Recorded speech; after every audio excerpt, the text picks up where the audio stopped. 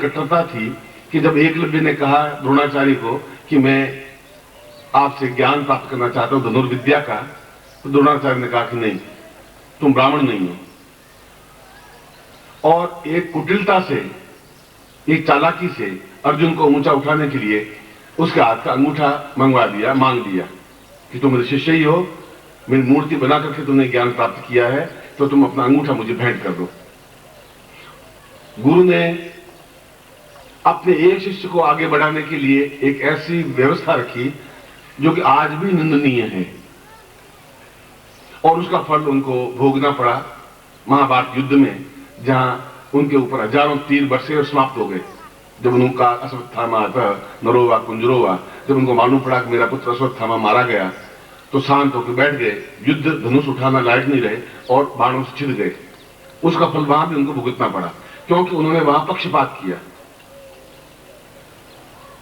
और एक धनुर्धारी अगर तीर को अंगूठे से पकड़ेगा नहीं तो तीर छूट ही नहीं सकता।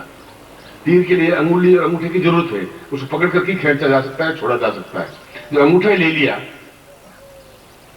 तो धनुर्विद्या कहां से एकलव्य तैयार करता।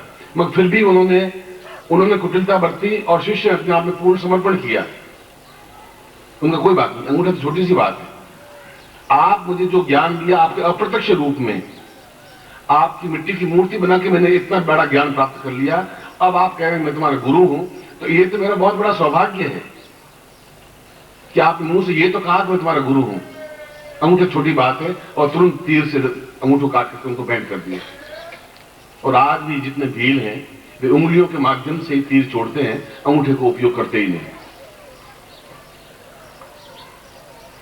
विश्वामित्र ने भी ऐसे कहा कि जीवन में जहां है वहीं पड़े रहना कायरता है, और कायरता हमारे जीवन में लगनी नहीं चाहिए। कायरता बुद्धिली जीवन में होनी ही नहीं चाहिए। भले ही हम विपन्न हों, भले ही हम गरीब हों, भले ही हम दरिद्री हों, ये तो हमारे साथ लिखा हुआ है, क्योंकि इसको लिखने के लिए कहीं जरूरत है ही नहीं। हम चाहते हुए भी उतनी संपन्नता नहीं प्राप्त कर पाएंगे, और नहीं प्राप्त कर पाएंगे तो जीवन में जो कुछ प्राप्त करना चाहते हैं वह नहीं कर पाएंगे। कई काम ऐसे होते हैं जो धन से ही हो सकते हैं। मकान या झोंपड़ी बनाएंगे तो उसमें 20, 25, 50, 500 हजार रुपए लगेंगे ही। कई चीज ऐसे होते हैं जहां स्वास्थ्य से ही काम चल सकता है। रुग्ण और बीमार आदमी कई काम चाहते हुए भी नहीं कर सकता। प्रत्येक जीवन में प्रत्येक वस्तु की आवश्यकता होती है, और विश्वामित्र कहा कि मैं तुम्हें इसलिए यहां लाया, और दशरथ ने सोच समझ करके तुम दोनों भाइयों को मेरे पास भेजा। दोनों तरफ से व्याघात हुआ, दोनों तरफ से स्थिति बनी। एक तरफ स्थिति ये बनी कि मैंने तुम्हें खींचा।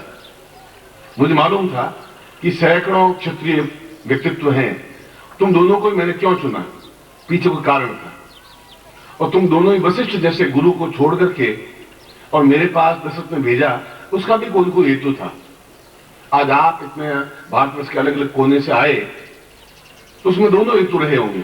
मैंने भी आपको खींचा होगा, इसमें कोई दो राय नहीं। और आपके मन में भी एक उमंग आई होगी कि मैं जाऊं, मुझे वहां प्राप्त करूं, वहीं कुछ प्राप्त हो पाएगा। और ये प्राप्त होने की क्रिया ऐसी नहीं है कि आप क्लास में बैठे हैं और 4 बजे की क्लास शुरू हुई, नींद पढ़ाना शुरू कर दिया, 4 बजे के 50 में घंटी बज गई, फिर इंग्लिश की क्लास शुरू हो गई। इस प्रकार से विद्या नहीं दी जाती, न ली जाती है। ये विद्या अपने आप में सर्वोत्कृष्ट विद्या कही जाती है, जो लुप्त होती जा रही है। यह लुप्त हो गई कि उनमें अहम का टकराव था, वशिष्ठ और विश्वामित्र में, द्रोणाचार्य और अश्वत्थामा में, और इतना अधिक ईगो, इतना अधिक अहंकार था कि विद्या अपने आप में समाप्त होती गई, और विद्या को पुनर्जीवित करने की कोई क्रिया ही नहीं की। और विश्वामित्र ने कहा कि आने वाली पीढ़ी भी गरीबी होगी, जो जैसा मैंने गरीबी बिताई है उतनी ही गरीब अगर है तब भी वो गरीब नहीं है, अगर उसमें ताकत है, क्षमता है और समर्पण है, और उनके पास योग्य गुरु है। और मैंने भी एक योग्य गुरु को ढूंढा। ये नहीं चिंता की कि मुझे खाने को गेहूं की रोटी मिल रही है कि नहीं मिल रही है। अनाज के दाने केवल पीस करके सिला रोटी पर और भाग करके पानी पी करके 5-5, 7-7 साल गुजारे हैं। खाली पत्ते, सूखे हुए पत्ते पेड़ के खा करके भी अपनी जिंदगी को व्यतीत किया है। मगर जिनका उद्देश्य ये रखा है कि मैं जैसा पैदा हुआ उस ढंग से मरूंगा नहीं। यदि मुझे योग्य गुरु मिल गया तो। और गुमनामी की जिंदगी में व्यतीत करना चाहता भी नहीं। वह जिंदगी क्या काम की जहां नाम ही नहीं है, जहां हमें कोई पहचाने नहीं, जहां हमारे पास ताकत नहीं हो, जहां ओज नहीं हो, जहां क्षेत्रित्व नहीं हो, जहां साहस नहीं हो, जहां हमारे पास विद्या नहीं हो। और ताकत और ओज और साहस केवल विद्या के माध्यम से प्राप्त हो सकती है, घी और दूध से प्राप्त नहीं हो सकती। आप रोज दूध पिए 1 गिलास या 2 किलो या 5 किलो, उससे आप बहुत ताकतवान फूल तो सकते हैं, मोटे हो सकते हैं, मगर ताकत क्षमता, जो बोलने की क्षमता है, जो देवताओं को अपने वश में करने की क्रिया है, जिनके पास जो कुछ है उनसे छीनने की क्रिया है, वह घी और दूध से प्राप्त नहीं हो सकती। और बिना छीने न गुरु कुछ दे सकता है, न देवता कुछ दे सकते हैं। गुरु के पास से भी छीनना पड़ेगा। इसलिए शिष्य को छीनना और छीनने वाला विधित्व कहा गया है। तो छीने, गुरु को तैयार कर दे, गुरु को एकदम से समृद्ध कर दे कि आप हमें ये ज्ञान दीजिए। गुरु देना चाहता भी नहीं, इसलिए नहीं चाहता कि हिचकिचाता है कि ऐसा नहीं हो कि ज्ञान का दुरुपयोग हो जाए, ऐसा भी नहीं हो जाए कि ये ज्ञान ढंग से प्राप्त कर ही नहीं पाए, ऐसा नहीं हो जाए कि जो क्षण है उन क्षणों का उपयोग मैं जहां करना चाहूं वहां नहीं करके इनके बीच में करोड़ों क्षण ही व्यतीत हो जाए, तो क्षण वापस नहीं आ सकते। और यदि आप वाल्मीकि रामायण पढ़ें, तुलसीकृत रामायण और वाल्मीकि रामायण में बहुत बड़ा अंतर है। तुलसीकृत रामायण आज से 300 साल पहले लिखी गई, अकबर के समय में, जब तुलसीदास हुए। सूर, तुलसी, मीरा, रैदास, नानक, ये सब मुगल काल में पैदा हुए, जो 300 वर्षों का पहले का इतिहास है।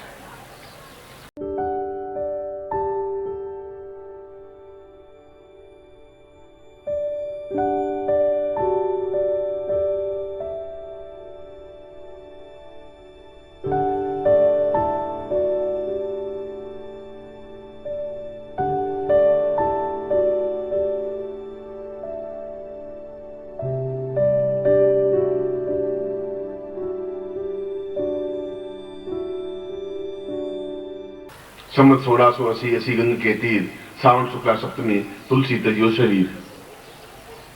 और 2000 चल रहा है, 350 वर्ष हुए।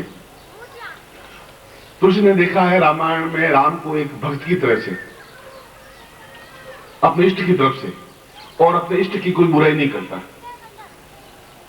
मैं चाहते हुए अपने गुरु की बुराई नहीं कर सकता, चाहे उनमें खोट हो, चाहे अच्छाई हो, चाहे बुराई हो, क्योंकि मेरे मन में एक वो आराध्य है। पर वाल्मीकि के समय में राम आराध्य नहीं थे, वाल्मीकि के वो समकालीन थे। वाल्मीकि आश्रम था, राम राजा थे, और जब सीता को निकाल दिया तो सीता जाकर वाल्मीकि आश्रम में रही। इसलिए वाल्मीकि ने इतिहास लिखा, भक्त की तरह नहीं लिखा। इसलिए उस वाल्मीकि रामायण को मैं कहता हूं कि यदि आप राम के चरित्र को पढ़ना है, राम को समझना है, तो वाल्मीकि रामायण के माध्यम से समझा जा सकता है, तुलसीकृत रामायण के माध्यम से नहीं समझा जा सकता। और उसमें भी उन्होंने कहा है कि विश्वामित्र चाहता था कि उनके जो शिष्य 2 भी बने, पर 2 भी अपने आप में अद्वितीय बने, ऐसे बने जो आतताइयों से मुक्ति दिला सके, आने वाली कठिनाइयों, परेशानियों से मुक्ति दिलाते हुए अपने पूरे परिवार को बहुत ऊंचाई पर उठा के ले जा सके।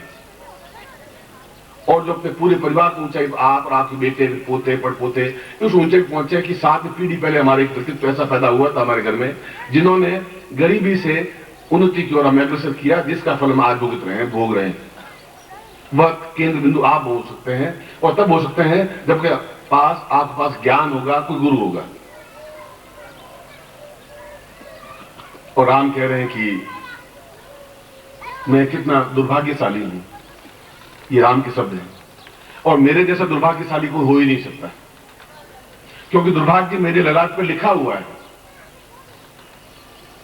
जब मैं बड़ा हुआ और जब मुझे राजतल की तैयारी हुई, जब मैं राजा बनने के लिए बिल्कुल स्नान करके पीतांबर वस्त्र पहन लिया, जब मैं बिल्कुल वशिष्ठ के बताए हुए मुहूर्त के अनुसार महल से रवाना हुआ सिंहासन पर बैठने के लिए, और उसी समय मेरे पांव जबरदस्ती मोड़ दिए गए वनवास की ओर। आप कल्पना करिए कि इससे ज्यादा एक राजा के जीवन में क्या दुख हो सकता है। इससे बड़ा दुर्भाग्यशाली, मेरे समान दुर्भाग्यशाली गुरुदेव कोई है ही नहीं। और क्या इस दुर्भाग्य को मैं ढोता हुआ जिंदगी व्यतीत करूंगा, और यदि करूंगा तो फिर आप जैसा गुरु मिलकर के भी मेरे भाग्य को नहीं सुधार सकता, तो फिर मेरे जीवन का रहना व्यर्थ है।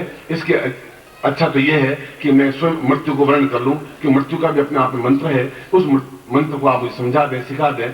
मैं इस देह को छोड़ देना चाहता हूं। मैं रघुवंश में इस ढंग से जीवित रहना चाहता भी नहीं, क्योंकि मेरी पूरी रघु से लगा करके आज तक की पीढ़ियां अपने आप में बहुत क्रोधी और हिंसक रही है। चाहे वो दशरथ रहे हों, चाहे रघु रहे हों, चाहे अज रहे हों, जो भी रहे हों। दुर्दशता एक अलग बात है, किसी को थप्पड़ मार देना एक अलग बात है। ताकत और क्षमता के साथ सामने वाले को अपने भाग्य को लिख देना बहुत अलग बात है। भाग्य आप इस ढंग से लिखा जाए कि अपने आप में अद्वितीय बने। तो विश्वामित्र ने कहा कि मैं तुम्हारे इस मन के मर्म को, मन के दुख को, मन की वेदना को समझ रहा हूं, और तुम्हें बुलाने के पीछे मेरा हेतु भी यही है। और वाल्मीकि रामायण में उसमें स्पष्ट शब्दों में लिखा है कि दीपावली के बाद जब शिशिर ऋतु प्रारंभ हुई, सर्दी की ऋतु प्रारंभ हुई, पौष का महीना, तब विश्वामित्र को बुलाया दशरथ ने एक संयोग, और कहा कि मैं दोनों बालकों को आपको सौंपता हूं। इसलिए सौंपता हूं कि इन्होंने 7 पीढ़ी तक मेरे तक सैकड़ों रानियों की तो शादियां हुई, मगर जीवन में जो उन्नति होनी चाहिए, जो विजय प्राप्त होनी चाहिए, जिनका नाम होना चाहिए, हम नाम नहीं प्राप्त कर पाए। बस मैंने कहा न मेरा नाम जिंदगी में रह पाएगा, न मेरे पिता अज का रह पाएगा, न मेरे 8 पीढ़ी पहले रघु का रह पाएगा। हम भुला दिए जाएंगे, और मैं नहीं चाहता कि मेरे पुत्र भुला दिए जाएं। और जो मेरे कुल गुरु हैं वशिष्ठ, वो ये काम नहीं कर पाएंगे। जिनको यही ज्ञात नहीं कि इनका रास्ते होगा, वनवास होगा, वो क्या इनके भाग्य का लेखन कर पाएंगे।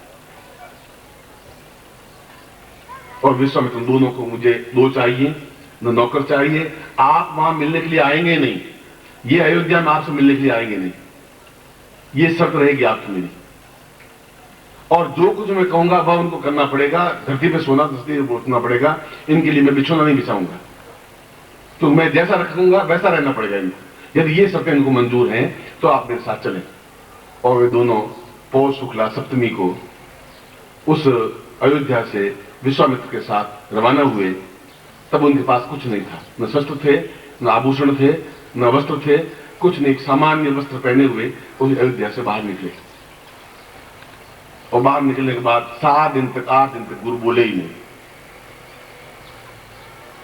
उन्होंने कहा कि 8 दिन व्यतीत हो गए और गुरु बोल ही नहीं रहे हैं, तो क्या हमारे जीवन में भाग्य, दुर्भाग्य यहां पर भी एकदम साथ देगा? तो लक्ष्मण हाथ जोड़ करके विश्वामित्र की कुटिया में गए। उनका गुरुदेव, और हमें एक निश्चय कर चुके हैं 3 साल 4 साल जो भी लगेंगे हम आपके आश्रम में रहेंगे, मगर आज 8-9 दिन हो गए, न तो हम आपके दर्शन कर पाए, न आप हमें मिल पाए हैं। आप इस कुटिया में, आश्रम में बंद होकर के अपनी साधना में रत रह गए हैं। तो हमारे जीवन का मर्म, हेतु, लक्ष्य कुछ आपने बताया कि क्या दिन भर इसी प्रकार से बैठे रहे? विश्वामित्र ने कहा मैं समय की प्रतीक्षा कर रहा हूं, और ठीक समय पर मैं तुम्हारा ज्ञान प्रारंभ कर दूंगा। तुम्हें आइंदा से पूछने का हक नहीं रहेगा। तुम मुझे ये नहीं पूछोगे कि मैं कब ज्ञान दूंगा, तुम मुझे ये भी नहीं पूछोगे मैं क्या ज्ञान दूंगा। तुम्हारा अधिकार नहीं बनता इस बात पर। तुम शिष्य हो, एक कच्चे मिट्टी हो। ये मेरा ड्यूटी है, मैं तुम्हें सुराही बनाऊं या दीपक बनाऊं, ठंडा पानी तुम्हारे अंदर रहे वैसा बनाऊं, या एक दीपक लो लगती हुई बनाऊं। आइंदा तुम मुझे इस कुटिया में आकर के कोई प्रश्न नहीं कर पाओगे। तुम्हारी मर्यादा उतनी है कि केवल तुम्हारे मन में गुरु स्मरण रहे। मैं 7 दिन तक ये देख रहा था कि तुम आज्ञा पालन में कितने दृढ़चित्त हो। मैं तुम्हें आज्ञा दी थी लकड़ियां काट के लाने की, और राम को आज्ञा दी थी कि रोटियां बनाने की, और तुम दोनों काम करे नहीं करो ये देख रहा था। अभी तुम में राज की बू गई कि नहीं गई? अभी तुम मन में ये तो अहंकार नहीं कि हम राजा के बेटे हैं, और ये बू नहीं गई कि मैं विश्वामित्र तुम्हारे राज्य में रहता हूं, तुम्हारी प्रजा हूं। मैं तुम्हारी प्रजा नहीं हूं, क्योंकि तुम्हारे राज्य में, तुम्हारी जमीन पर रह रहा हूं, मगर यहां पर तुम मेरे शिष्य हो, और जो मैं आज्ञा दे रहा हूं उसका पालन करना ही तुम्हारा एकमात्र लक्ष्य है। मैं इसी बात को देख रहा था, और देखूंगा 2 साल 5 साल तक भी देख लूंगा।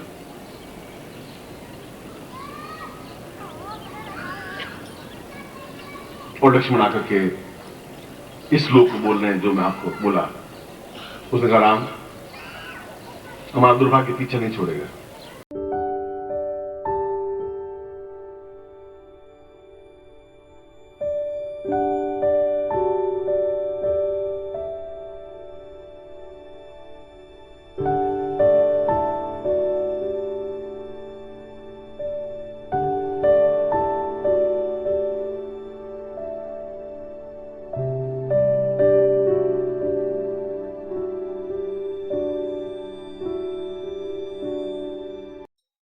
ओम परम तत्वाय नारायणाय गुरुभ्यो नमः। ओम ह्रीं मम प्राण देह रोम प्रतिरोम चैतन्य जाग्रय ह्रीं ओम नमः। ओम भूर्भुवः स्वः तत्सवितुर्वरेण्यं